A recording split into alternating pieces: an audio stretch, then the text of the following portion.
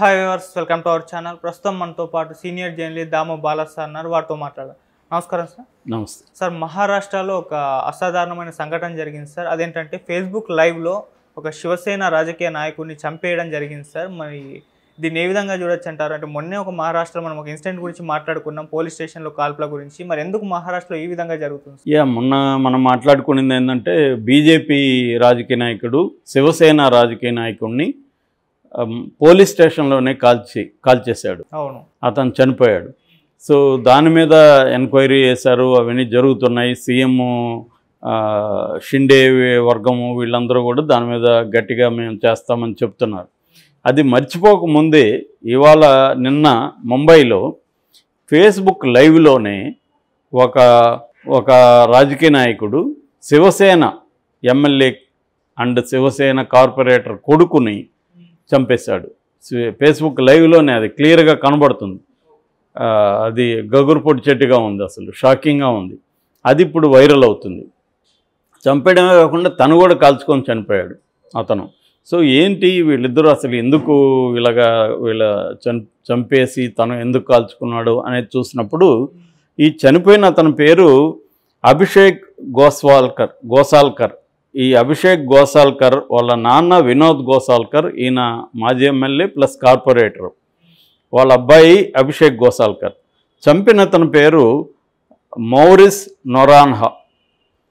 So వీళ్ళిద్దరి మధ్య rivalry ఎప్పటి నుంచో ఉంది. ఈ మౌరిస్ మధ్య అభిషేక్ మధ్య ఆ ఏరియాలో రాజకీయ ఆధిపత్యం కోసం ఒక రైవల్రీ ఉంది. ఈ వినోద్ గోసాల్కర్ శివసేన యూబీటీ వర్గం. యూబీటీ అంటే ఉద్ధవ్ థాకరే వర్గం అనమాట. రాజ్ థాకరే ఉద్ధవ్ థాకరేగా విడిపోయింది శివసేన, థాకరే చనిపోయిన తర్వాత. సో దీన్ని యూబీటీ వర్గం అంటారు. ఈ యూబీటీ వర్గం నుంచే ఏకనాథ్ షిండేని బీజేపీ విడదీసేసి తను గవర్నమెంట్ ఫామ్ చేసింది. సో ఇప్పుడు ఏకనాథ్ షిండే ప్రభుత్వం ఉంది, ఆయన సీఎంగా ఉంటున్నాడు. దాంతో ఇటు దేవేంద్ర ఫడ్నవీస్ బీజేపీ తరపున ఉప ముఖ్యమంత్రిగాను హోమ్ మినిస్టర్గాను ఉంటున్నాడు. సో అతను హోమ్ మినిస్టర్ అయినాకనే రాష్ట్రంలో శాంతి భద్రతలు ఘోరంగా దెబ్బతిన్నాయనేది ప్రధానంగా విమర్శ వస్తూ ఉంది. సో ఇప్పుడు వీళ్ళిద్దరు మధ్య ఎప్పటి నుంచో రైవల్రీ అయింది. ఈ మధ్యనే లాస్ట్ వీకే ఈ మౌరిస్ ఎవరైతే కాల్పులు జరిపాడో ఈ మౌరిస్ షిండేని కలిశాడు.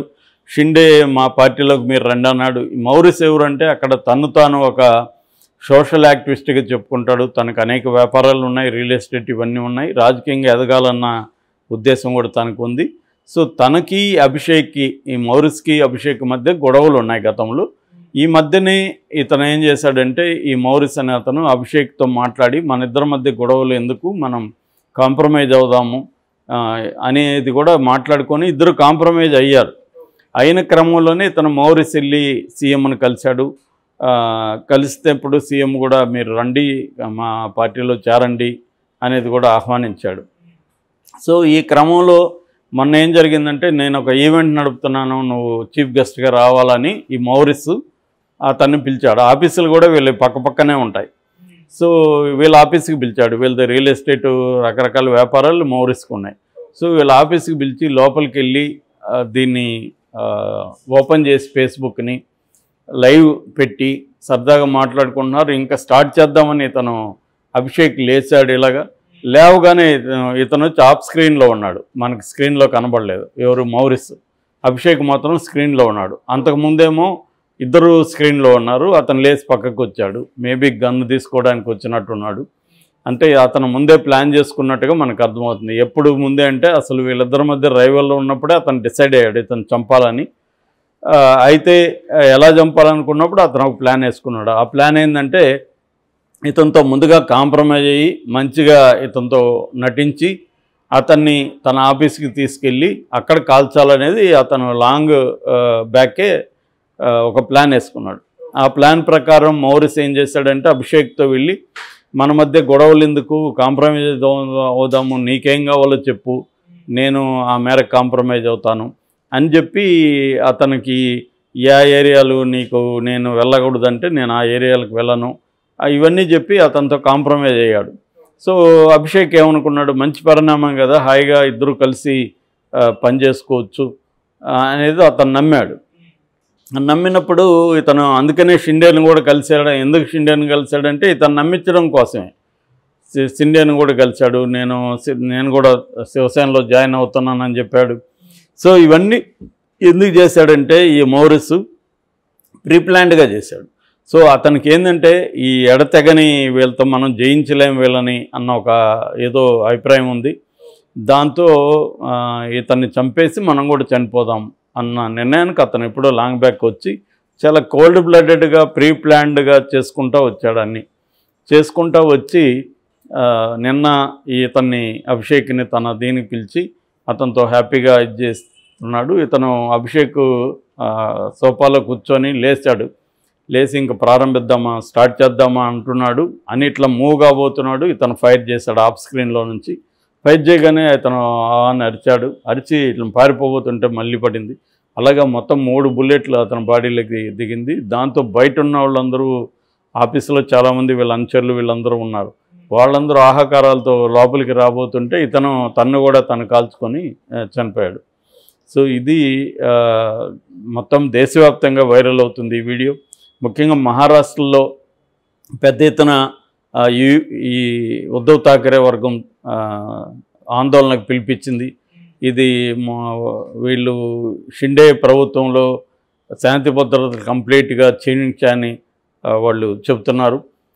మామూలుగానే ముంబై అంటేనే ముంబై ఎంత అభివృద్ధికి సంబంధించిన రికార్డ్స్ ఉన్నాయో, ఎంత ఫైనాన్షియల్ క్యాపిటల్, ఎంటర్టైన్మెంట్ క్యాపిటల్, ఇలాగా అనేక ప్రత్యేకతలు ముంబైకి ఉన్నాయి. కానీ క్రైమ్లో కూడా ముంబైకి ఉన్న హిస్టరీ ఇంకా వేరే ఏ సిటీకి కూడా లేదు. ఎందుకంటే మాఫియా అంతా కూడా మనం దావూద్ ఇబ్రాహిం దగ్గర నుంచి అంతకుముందు ఉన్న వరదరాజ మొదలయ్యారు కావచ్చు, అక్కడ ఉన్న మాఫియా గ్యాంగ్స్ ఇంకా ఏ నగరంలో కూడా ఉండవు.